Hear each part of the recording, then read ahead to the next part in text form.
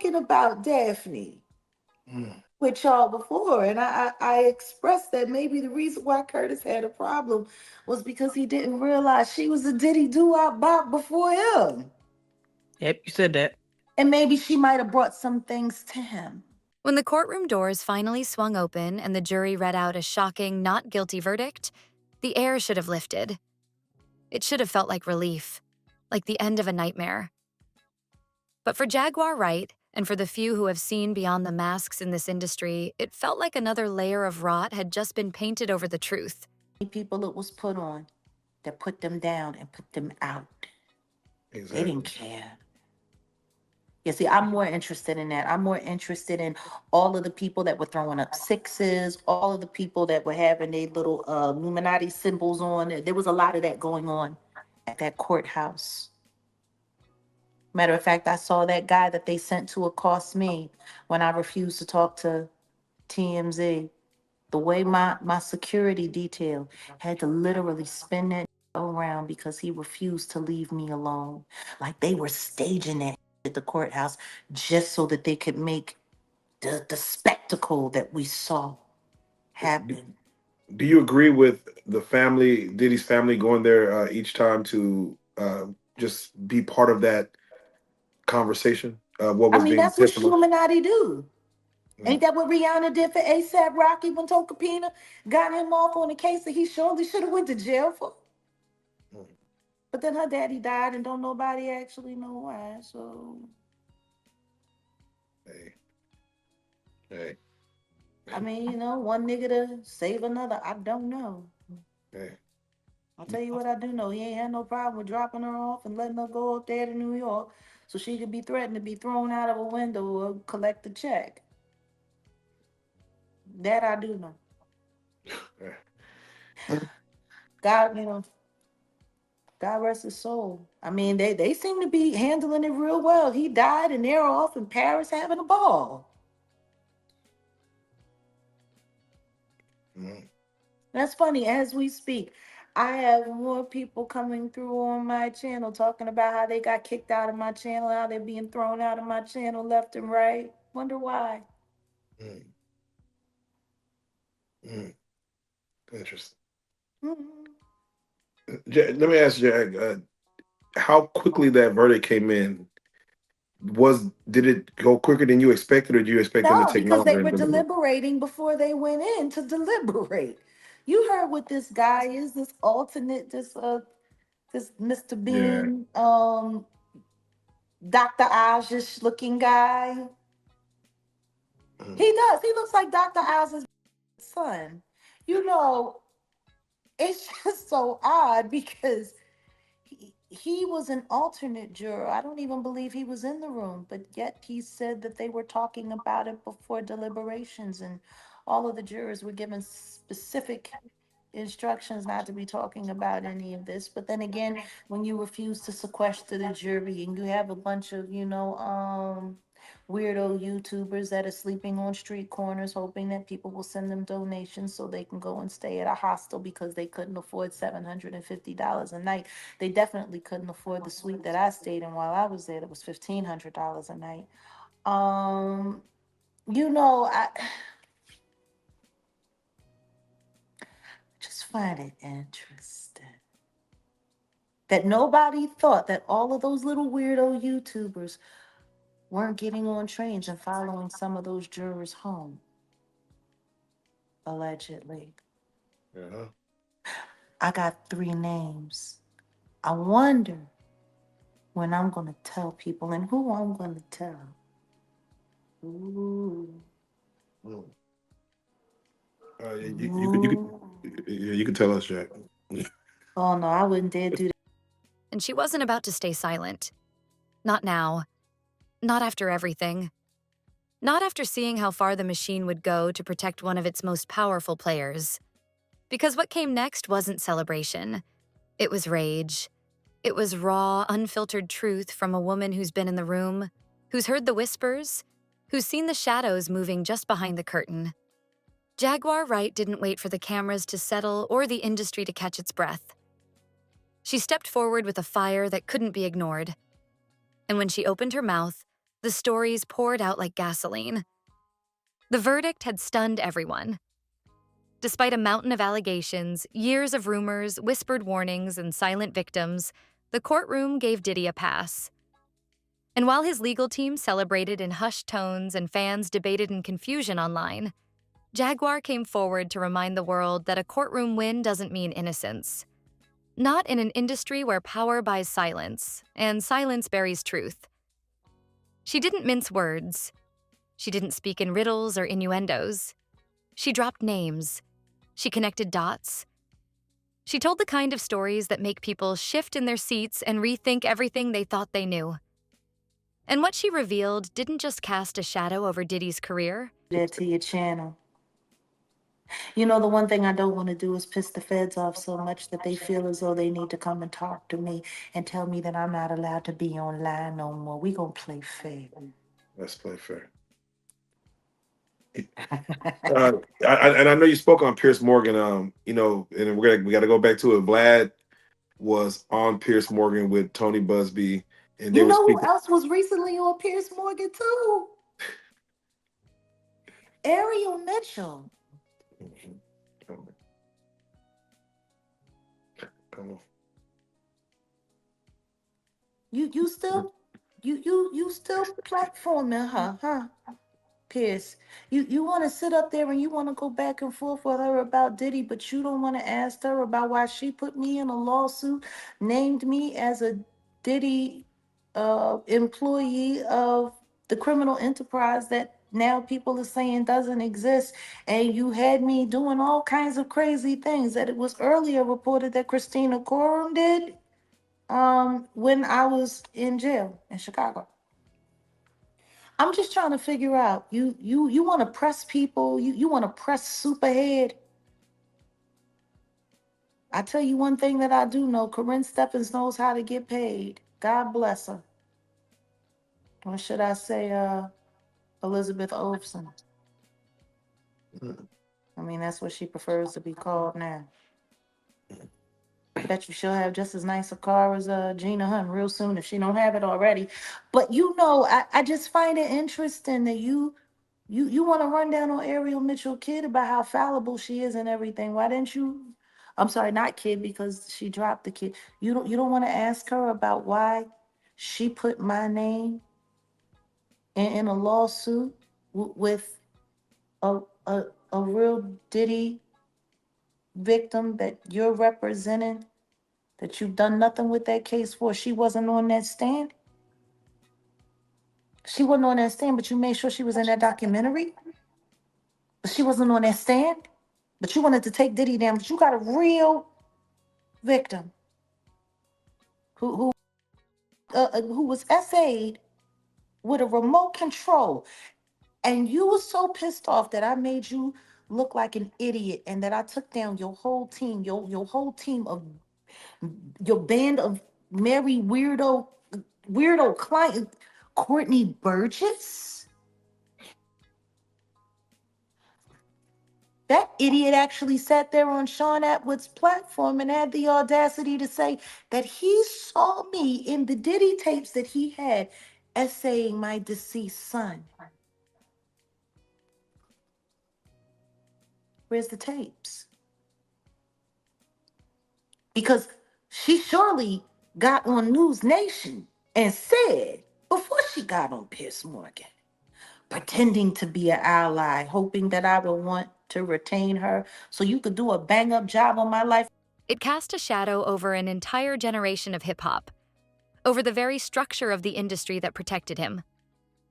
According to Jaguar, the behavior we're only now seeing glimpses of, through lawsuits, interviews, and investigations, was never a secret to those on the inside.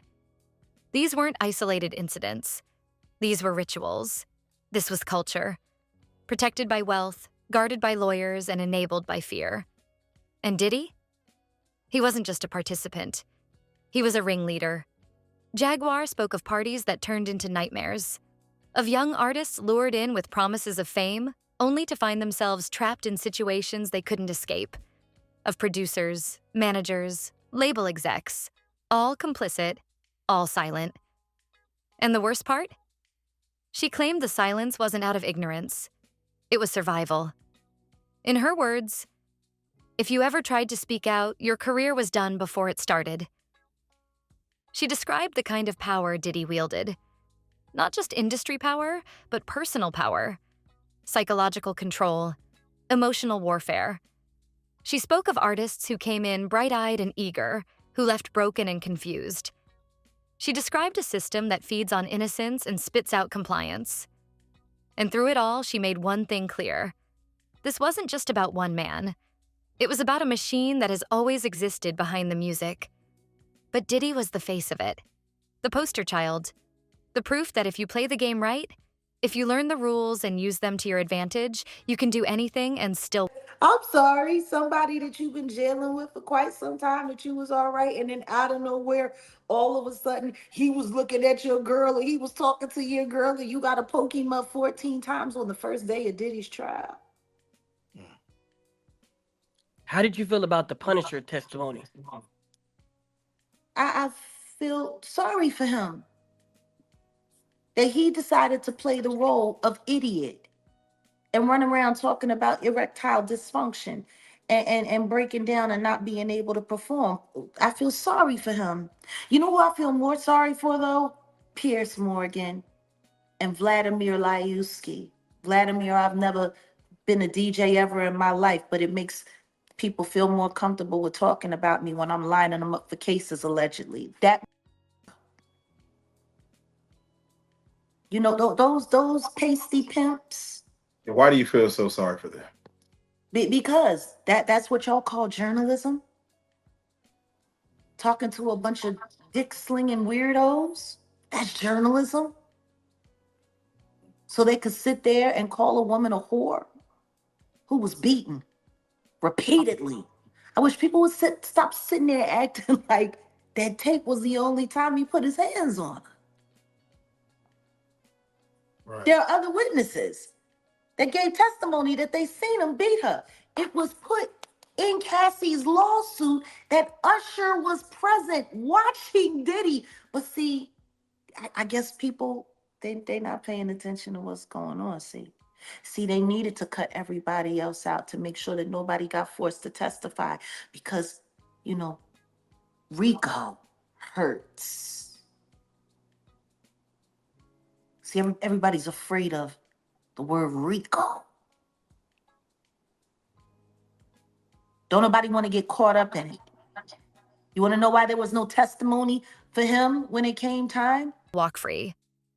Jaguar painted a picture of an empire built not just on music, but on manipulation, fear, and exploitation. She called out the enablers, the collaborators, and the ones who looked the other way. And when she got to the present day, to the verdict that sent shockwaves through the industry, she didn't hold back. You think a not guilty verdict makes him clean? She asked. You think that Courtroom wasn't built by the same people who've been covering for him this whole time? You don't get justice in a system that's built to protect the powerful. You get performances, you get illusions. And as she spoke, something shifted. Because Jaguar Wright wasn't just venting. She was connecting the dots that others were too afraid to even acknowledge. She brought up the parties, the freak-offs, the nights that people still whisper about but never speak of on record. She talked about the people who went into those rooms and never came out the same. And she asked the one question everyone's been dodging. How many careers, how many lives have been destroyed just to protect this man's image? She referenced young stars who disappeared from the spotlight under mysterious circumstances. She spoke about the stories that got buried, the interviews that never aired, the lawsuits that settled before they saw daylight. And as she laid it all out, it became harder and harder to dismiss her as just another voice crying wolf, because her voice carried weight. Her history gave her credibility. She'd seen it up close. She'd felt the cold grip of the machine. And now she was daring it to come for her. She didn't stop there. Celebrating the verdict, what are your thoughts? Well, my entire time looking at the case, the charges, and listening, to the evidence as it came in during trial, I thought that depending upon how a person, be it a juror, be it the public, comes into the trial believing how someone who's a victim should act and how they believe relationships can evolve or devolve and fall apart is the lens that they would then make their verdict. Why I say that is because if you think a person who's battered, someone who's been a victim, someone who's been assaulted in the ways that were described, most people have an idea as to how they will respond and act towards that, or their expectation if it happened to their loved one, how they'd expect their loved one to act. And in those situations, you don't expect someone to be tweeting, you don't expect somebody to be sending texts telling their abuser that they love them or that they want more of what took place. However, there are other people who see it from maybe more so the lens of a victim or someone who's been abused, who would say, you know what, that's not so beyond the pale of reason because the abuse has been so entrenched in this person's mind that they then fall in love with their abuser.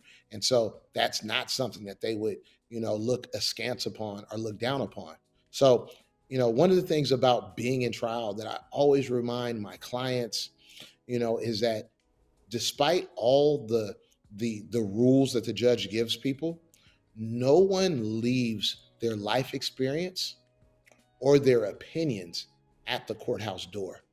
It all makes its way into the courtroom and ultimately into the jury room. And that's why you can see such people who are on one side, like celebrating Diddy being acquitted on the much more serious charges, and other people who are like, how did this happen? I am upset. I feel like victims did not get justice today. Right, exactly. And emotions did run really high, especially when the verdict came down, because I think I myself was pretty surprised at some of the jury's decisions in relation to some of the charges where they found him not guilty. But, obviously they made their decision. They listened to the evidence. They saw all the exhibits and they made the decision that they did. And say come sentencing that Sean Combs is sentenced to maybe a couple years behind bars in prison. But do you think even after this trial, after everything that we've learned, after the many civil lawsuits that were also filed, do you think that there's any type of way that Sean Combs can have a comeback at this point? Well, I think there's certainly a comeback that could be crafted and created in which we as the public may see. Listen, this is a person who has lived his life in the public light, in the limelight for decades. Okay. And so, as has been said before, fame is one of the more addictive or most addictive drugs known to man. And so he was a very famous and now some might say infamous. She challenged the very foundation of the music industry. She called out the culture of silence, the normalization of abuse, the way fame is dangled like a carrot to force compliance. She accused the big names, the moguls, the execs, the artists, of knowing exactly what was happening and choosing to say nothing. And she didn't do it for clicks or clout. She did it because she's tired. Tired of watching the same cycle play out. Tired of watching victims get buried while predators get celebrated. And if you were listening closely, you'd hear the exhaustion in her voice. But you'd also hear the fire, the refusal to back down, the absolute commitment to tearing down the facade. Because for Jaguar, this isn't just personal, it's spiritual. It's about truth, about justice, about finally exposing the rot beneath the gloss. As her revelations made the rounds online, the responses came flooding in. Some dismissed her. Some called her bitter or crazy. But others started connecting the dots themselves. Suddenly, old stories started resurfacing. Old interviews took on new meaning. And that carefully constructed image Diddy had maintained for decades? It started to crumble. Because no matter how many court victories he stacks up, no matter how many PR teams try to spin the narrative, you can't outrun the truth forever. And when someone like Jaguar Wright stands up and refuses to be silenced, the whole game shifts. This wasn't just another moment of celebrity drama. This was a reckoning, a breaking of the unspoken code. And while Diddy might still walk free, his legacy now drips with questions that can't be ignored. The verdict may have cleared his name in the eyes of the law, but in the court of public opinion, the trial is just beginning. Jaguar Wright didn't just speak out. She ignited a fire. And now the industry has a choice. Keep pretending, keep covering, keep spinning, or finally face the darkness that's been hiding in plain sight. Because the truth is out. And it's only going to get louder.